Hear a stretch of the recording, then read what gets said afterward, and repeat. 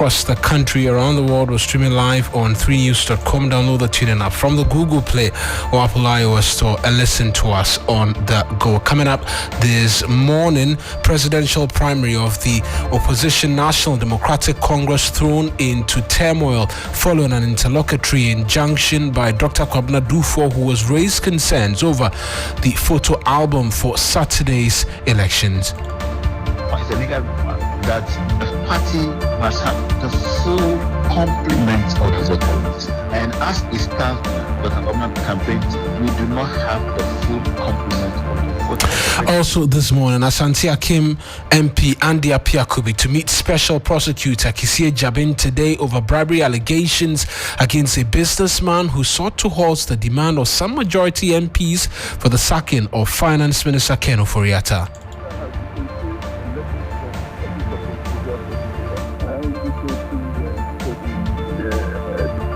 And much later, one person battling for their lives after a fourth successive building collapsed within a week at Botiana, raising concerns over structural integrity. We have details of these stories and a lot more if you stay with us for the next 10 minutes.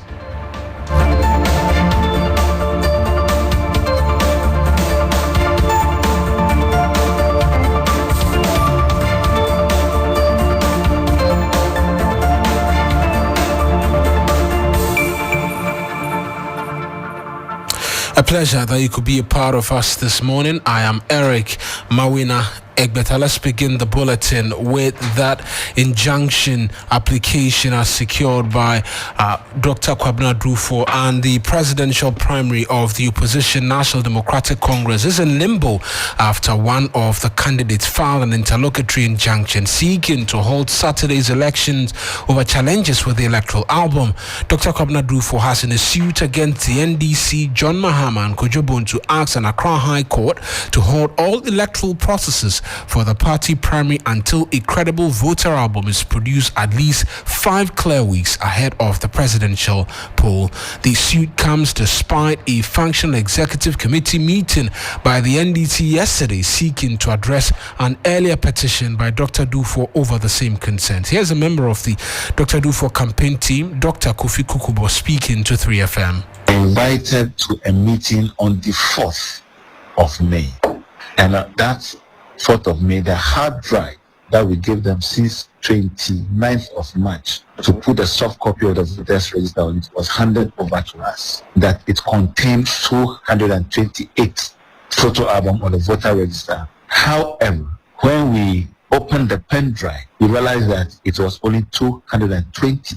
So clearly, the ground that we are establishing is that. And as it stands now, the NDC or the government campaign team, we do not have the full complement of the voter register.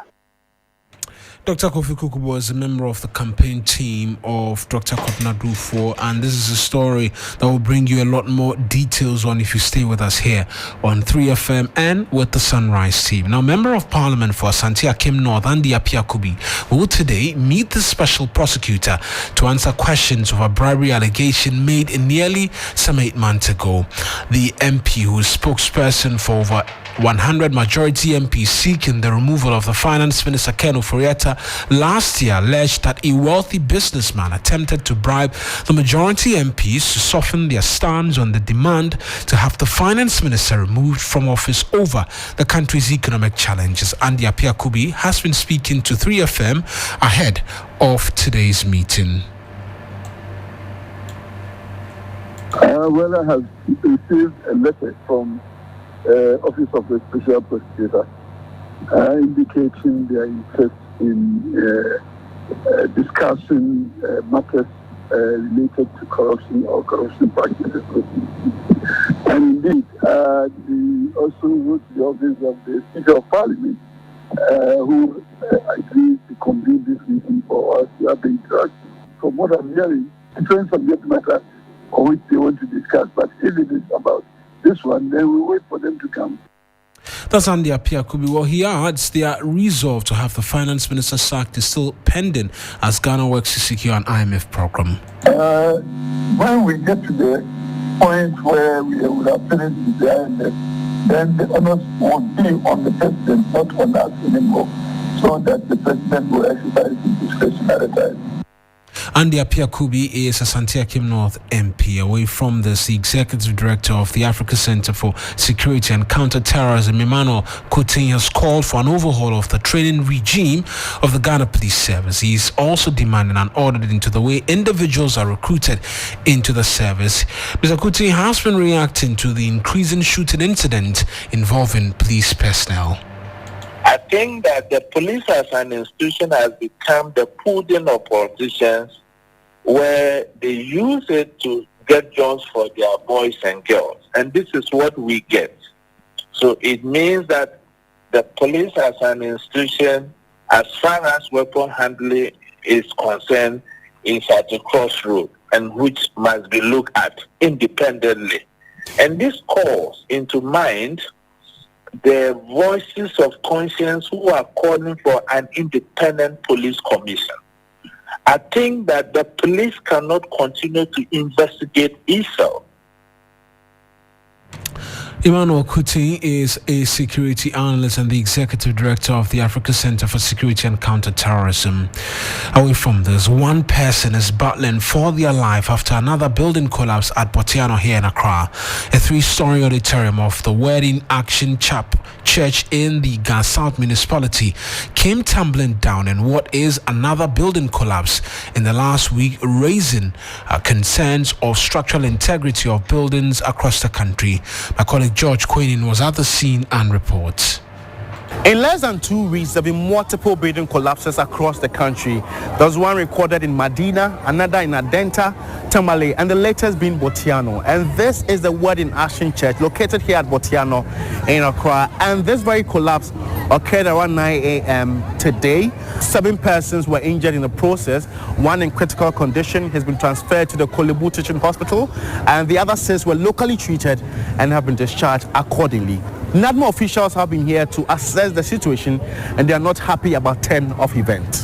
There hasn't been an earthquake, there hasn't been a tremor, and then the building just collapsed. And we have experienced collapses in the past 1 week. And the Engineering Council have also been here to assess the situation. From what you can see here, concrete work is very porous. It means poor work was done in the construction, and no supervision was done at the time of construction. George Queenan with that report. Now, former Environment, Science and Technology Minister Professor Kwabena Frimpong says he will never accept any ministerial position in the future. He says there are other ways he intends to serve Ghana, but not in the capacity as a minister. He's been speaking to Alfredo Kansi in the second part of that exclusive interview with him. When you look back, Prof, if you were given the chance again, what would you change in this country? Given a chance again, to do what? To serve in an official capacity. Never to be a minister. Never to be a minister? Yeah. You would never want to be a minister again? Yes. Why? Because I'm done with it. You are done with it? Yes.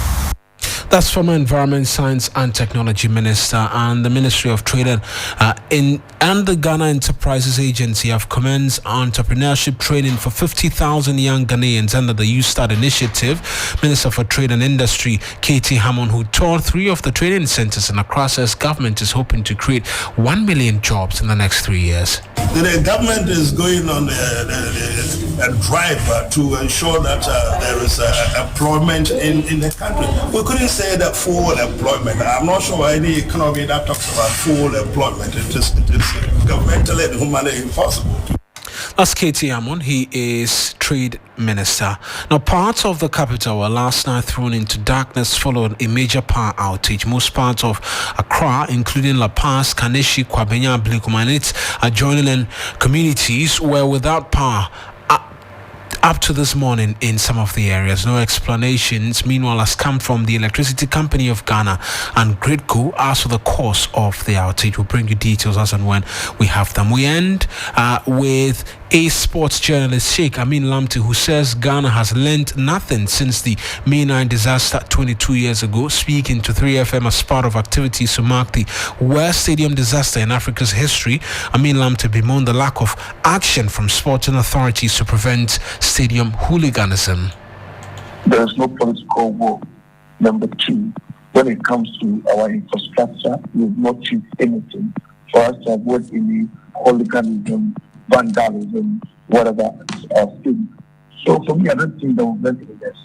Now, if you look at the commission that was put up, they came out with their recommendations. As a sports journalist, Sheikh Amin Lamti, and in this morning's edition of the News here on 3FM, I am Eric Mawuena Egbeta. Johnny Hughes and the rest of the Sunrise team, they are up next with the best breakfast show in the capital.